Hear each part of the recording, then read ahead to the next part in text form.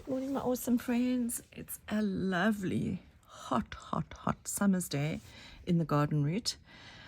And for my foreign friends, we are really struggling in South Africa now with load shedding. And if you don't know what that is, it's basically they cut your power for hours on end. And at this specific day, we've actually got load shedding for 10 hours of no power today. It's like wreaking havoc on our economy. And I must admit, making ATCs keeps me sane. So yeah, we all have to escape from whatever problems we have in our countries, because no country is perfect.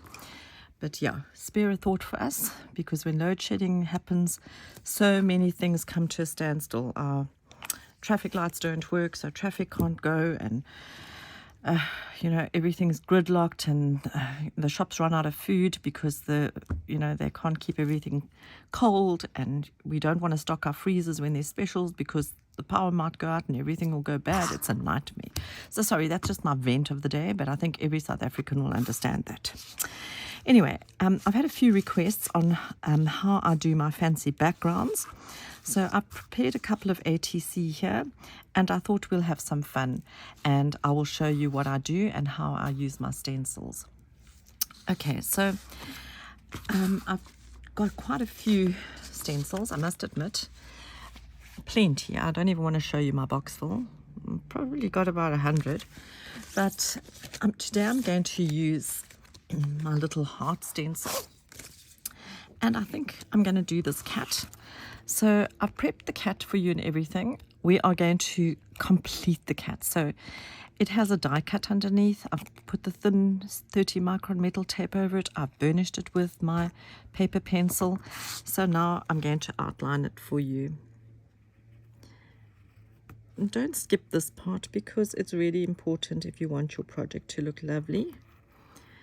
So we're outlining our cat. Okie dokie. And its eyes. And it's got a little tiny heart nose. So that's all our cat looks like. Very plain, very ordinary. And obviously I like things to be a little bit more detailed. So the die cut gives you kind of a template to work on, but we're going to add more detail. The first thing we're going to do is do the feet. And I'm just guessing how the feet should be. And cats have claws, so we'll give her some claws. And the next thing we're going to do is the tail. Remember, the tail is behind the body, so separate the tail from the body. This cat doesn't have a mouth, so we're going to give it a little mouth, and of course some whiskers.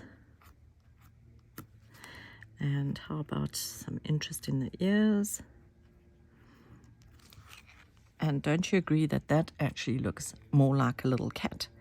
Now you could be creative and work on this a little bit more, maybe putting patches on its body, or even we could probably texture it a bit, but I don't really want to do that today.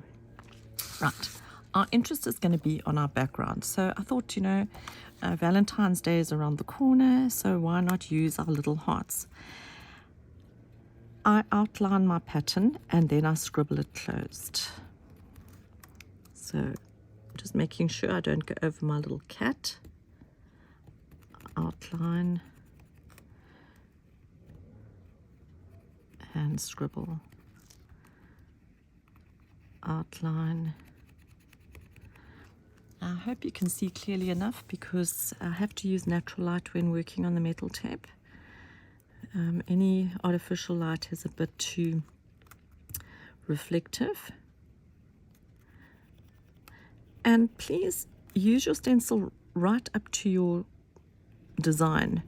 So even if you're putting half a heart against your cat, that's fine. Here's a little quarter of a heart. We're going to put that on. Really adds nice interest. So I hope you can see clearly.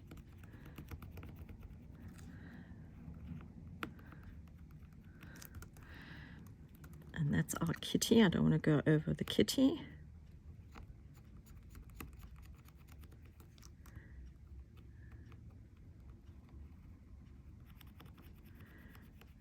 here. So what are you doing for Valentine's Day? Have you got any plans? Are you making any crafty goodies?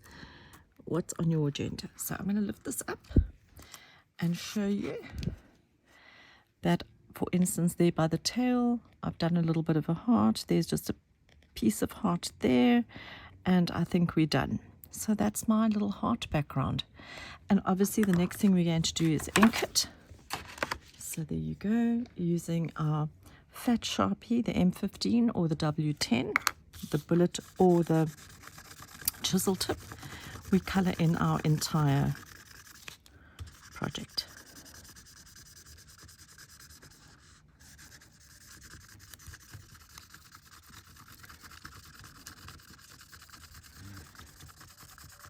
Okie dokie. And I really don't want to get ink all over my fingers. I'm just using a scrap piece of paper to hold it. I always find my nails look like I've got bad circulation because they're always tinged purple. Okay, so that can just dry for a moment. And then we'll look at our, I've done a little cow. This one I've already techniqued and everything for you. And let's use another interesting, let's just see. I don't know, cows on a farm, isn't it? So maybe we can, oh, I don't know. I was going to say use tire tracks, but I don't really want to do that. So let's just use any pattern we like. I like this one. It's very different. And here, once again, we are going to do a bit of techniquing around our cow. So the interesting thing with this is that you can go in one direction, but I actually like to mush it up and go in various directions when I'm doing something kind of abstracty. So that's exactly what I'm going to do here.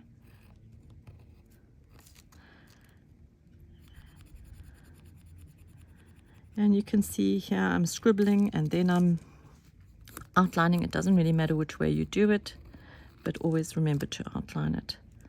And here we go. And all directions. So pull out those stencils of yours and put them to some use and give it a try. Can't wait to see what you make. Please have a look on Facebook at our creative ATC and tag group called Taper Tag. Love to see what you make. You're welcome to share it there. And here we go here.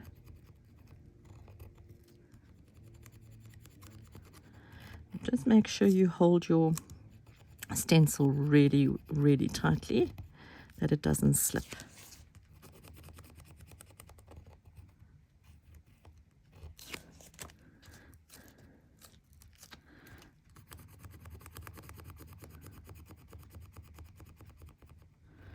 And this is one time that you actually don't move your project to technique, because you don't want to move your stencil. And we'll do that one like so.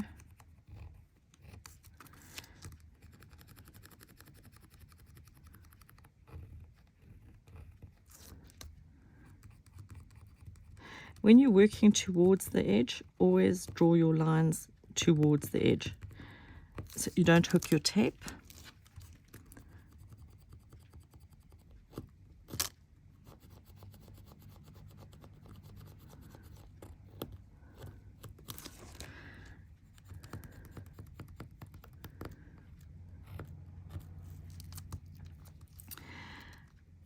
And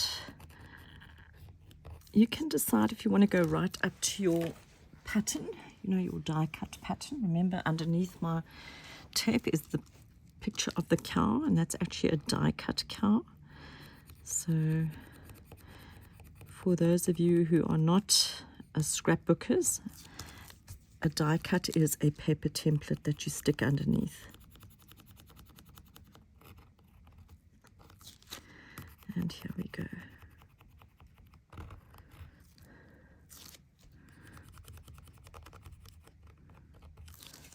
So of course I chose one of the most busy designs, because you're basically covering the entire background with your stencil, which is a bit time consuming, but it will look worth it. Whoops, slipped there. Okay. Once again, be careful at the edge.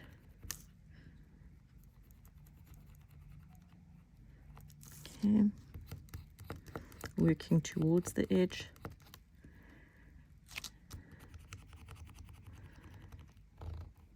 So this is quite boring for you to watch, but I really wanted to give you the full process because it seems like some of the newcomers haven't seen the earlier video clips and tutorials on tape tag. So a lot of these things will be repetitive if you have seen them, but always good to remember and refresh what you've learned. And obviously apply what you've learned in the previous tutorials. So for those of us just joining, or those of you just joining, there is a tutorial every week, and I usually release it on a Friday.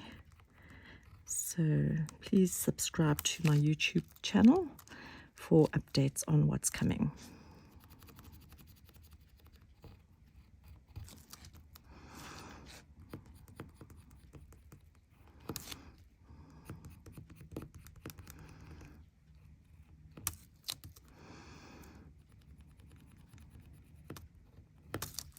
Okay, and I think I'm done. Shall we have a look? So, I'm sure you can see how nice that is. And I have gone up to the edge of the cow in certain areas, but other areas I've kind of left blank, and I prefer it that way. So now we are going to ink it.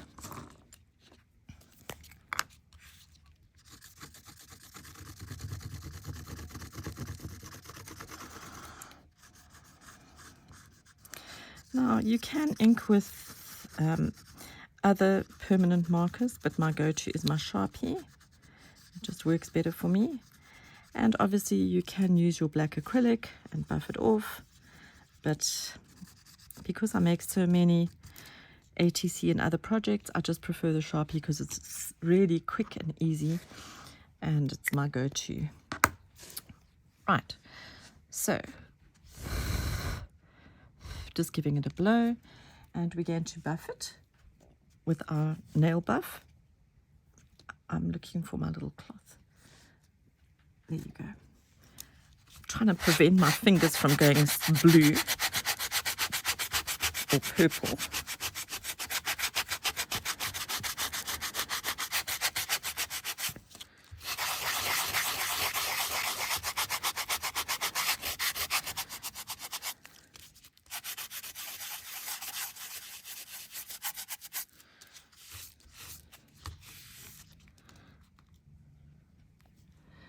And you can see once you've used your black marker, it really makes your design pop and look amazing.